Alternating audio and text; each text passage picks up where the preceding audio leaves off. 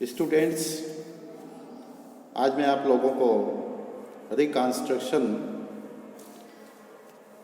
बताऊंगा। किस तरह से जर्मनी के अंदर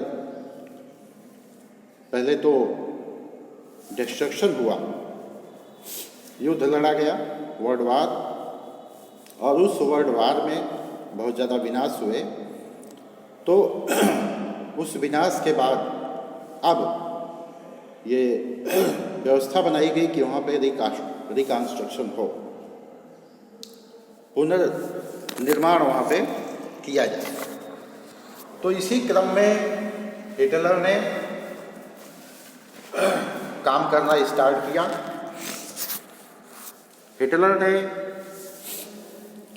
Hitler assigned the responsibility of economic recovery to the economist हालमार साख्त। देखिए यहाँ पे नाम दिया गया है हालमार साख्त। हालमार साख्त को ये व्यवस्था दी गई कि आप देश की इकोनॉमी को सुधारिए, देश के अंदर प्रोडक्शन को बढ़ाइए, फुल प्रोडक्शन बढ़ाइए, देश में वर्क क्रिएट करिए, जो है देश में इस तरह की व्यवस्था करिए कि प्रोग्राम क्रिएट हो। तो Hjalmar Schacht who aimed at full production, जिसका उद्देश्य था कि ज़्यादा से ज़्यादा प्रोडक्शन को कराया जाए, एम्प्लॉयमेंट को ज़्यादा से ज़्यादा लाया जाए। तो उसने वर्क क्रिएशन प्रोग्राम स्टार्ट किया। This project produced famous German super highways इसमें बनाए जाने लगे। इस प्रोजेक्ट के अंतर्गत कारें बनने लगी, कारों के कारखाने स्थापित हुए।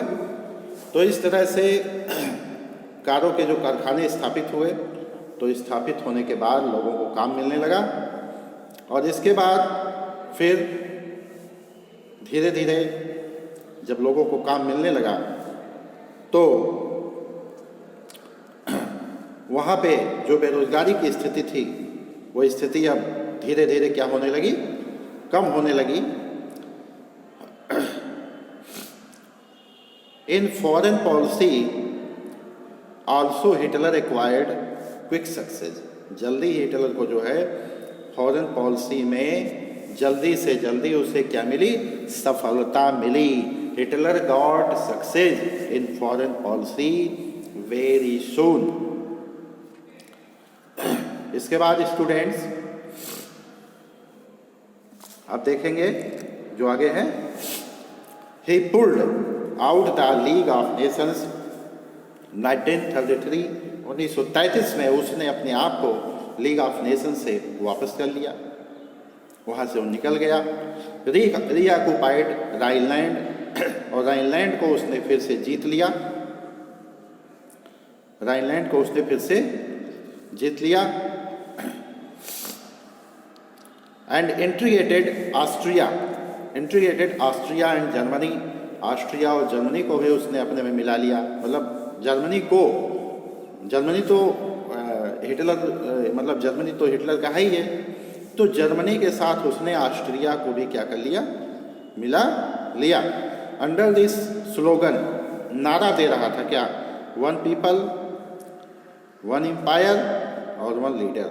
मतलब एक राज्य होगा, एक एम्पायर होगा, एक लीडर होगा, और एक ही तरह के लोग होंगे। He then went to the rest German speaking. इसके बाद वो जो है जर्मन स्पीकिंग स्टूडेंट लैंड, यहाँ पे लिखा हुआ देखा, स्टूडेंट लैंड चेकोस्लोवाकिया। देखो यहाँ पे लिखा है चेकोस्लोवाकिया।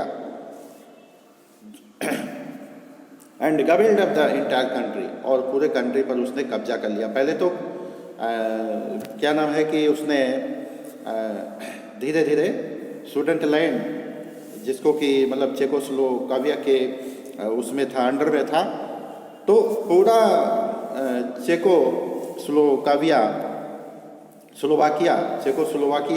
और स्टूडेंट लैंड सबको उसने कैप्चर कर लिया। इन ऑल ऑफ दिस, ऐसा करने में ही हैड अनस्पोकन सपोर्ट। भाई इंग्लैंड इस समय कुछ बोल नहीं रहा था, इसलिए नहीं बोल रहा था, इंग्लैंड ने ये देखा था कि फर्स्ट वर्ल्ड वार में बहुत ज़्यादा कठिन संधि थोपी गई थी, इसलिए उसने बोलना जो है वो बंद कर दिया। उसने कहा ठीक है, कोई बात नहीं है, ये जो समस्याएं थोड़ा बहुत हैं जर्मनी के साथ, तो जर्मनी उन समस्याओं को धीरे धीरे दूर कर रहा है।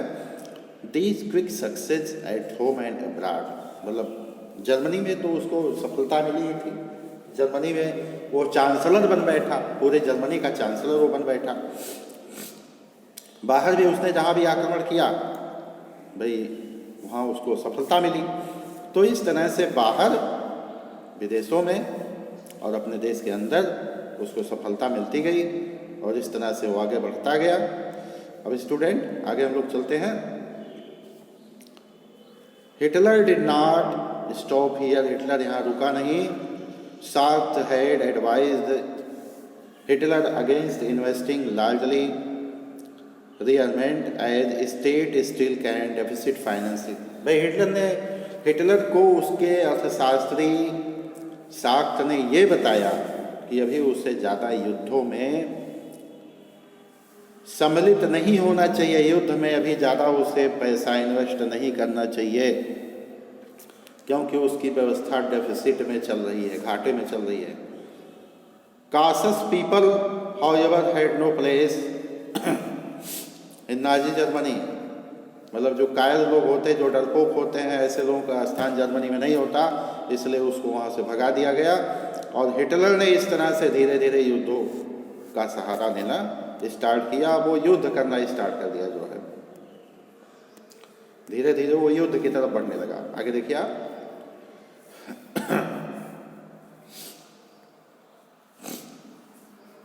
हाँ, economic crisis, resources were to be accumulated through the expansion of territory. Hitler का ये मानना था कि जैसे जैसे हम दूसरे देशों को जीतते जाएंगे हमारे रिसोर्स जो है बढ़ते जाएंगे। सितंबर 1939 में हिटलर ने इन्वेड किया पोलैंड पर आक्रमण किया। Started war with France and England. अब फ्रांस और इंग्लैंड से भी उसका युद्ध स्टार्ट हो गया। इन सितंबर 1940 में एक त्रिपक्षीय पैक्ट, ठीक है, मतलब त्रिपक्षीय समझौता हुआ था जिसमें जर्मनी था, इटली था, जापान था, ठीक है। तो इस तरह से जर्मनी, इटली और जापान के बीच में ये समझौता था कि मतलब अपनी शक्तियों को बढ़ाएंगे जो है इंटरनेशनल पावर में। तो puppet regimes supportive of Nazi Germany, बहुत से राज्य थे जो कि नाजी जर्मनी के सपोर्ट में आ गए। Were installed large part of Europe में ही बाय द एंड ऑफ 1940 में हिटलर जो है इस तरह से पिनाकिल ऑफ हिज पावर, यानी हिटलर बिल्कुल ही सर्वोच्चता के शिखर पर पहुंच गया, बहुत ऊंचाई पर पहुंच गया, शक्तिशाली बन गया बिल्कुल। अब Hitler now moved to achieve his long run aim of conquering Eastern Europe. Hitler जो पूर्वी यूरोप को जीतना चाहता था। He wanted to ensure food supply and living space for German. वो चाहता था कि जर्मन में रहने वाले जो लोग हों सबको भोजन मिले, सबको रहने के लिए पर्याप्त जगह मिले। He attacked Soviet union 1941. उसने सोवियत यूनियन पर क्या कर दिया? अटैक कर दिया। सबसे बड़ी भूल इसकी यही थी। He attacked the Soviet Union 1941. In this historic blunder, ऐसी ऐतिहासिक गलती ने German western front to British aerial bombing and eastern from the powerful. पूर्वी सीमा पर जर्मनी की पूर्वी सीमा पर सोवियत से लड़ाई हो गई और पश्चिमी सीमा पर जो है कौन था? पश्चिमी सीमा पर ब्रिटिश सेनाएं जो है बम वर्षा कर रही थी। पूर्वी सीमा पर जो है सोवियत से लड़ाई हो गई। इस तरह से जर्मनी को हारना ही पड़ा जो है।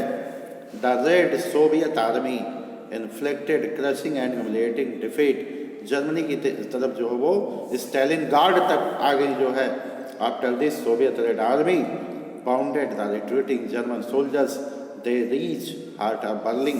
इस तरह से बर्लिन तक पहुंच गई उनकी सेनाओं को पछाड़ते हुए। सोवियत की सेनाएं जर्मनी की सेनाओं को पछाड़ते हुए कहाँ पहुंच गई? बर्लिन तक पहुंच गई। स्टेबलिशिंग सोवियत हेजमोनी। इस तरह से पूरे यूरोप पर जो है, आधे यूरोप पर ये बात फैल गई कि सोवियत की सेनाएं कितनी शक्तिशाली हैं, सोवियत की सेनाएं कितनी ज़्यादा पावरफुल हैं। और इसी बीच जो है, meanwhile USA had resisted involvement of the war. इसी बीच जो है यूएसए नहीं चाहता था कि मैं इसमें वार में एंट्री करूं।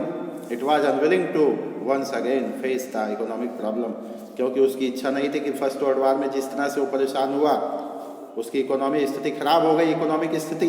अब वो ऐसी स्थिति कतई नहीं चाहता था। But it could not stay for long, लेकिन लंबे समय तक वो रुक नहीं पाया। Japan was expanding it's power, Japan पूरब में अपनी शक्तियों को बढ़ा रहा था।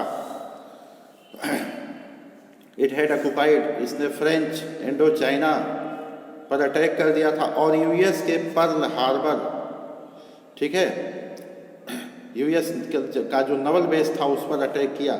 जापान जो है अपनी शक्तियों को बढ़ाने के लिए हिटलर के साथ मिला हुआ था और पर्ल हार्बर पर वो अटैक कर दिया।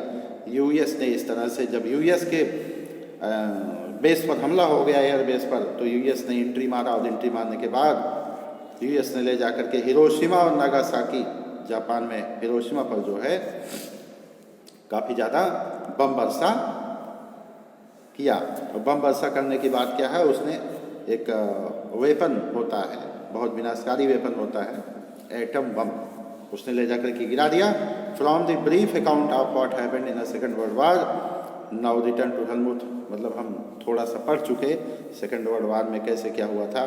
अब हम आते हैं हेलमुथ के बारे में पढ़ते हैं, जो हमने पहले पढ़ा था इस स्टोरी में, कि किस तरह से हेलमुथ जो है डरा हुआ था, क्यों उसके पिता ने आत्महत्या की थी। तो इस तरह से अब ये आज का हमारा ये वीडियो यहीं समाप्त होता है, और अगली वीडियो मैं लेके आऊँगा। धन्यवाद।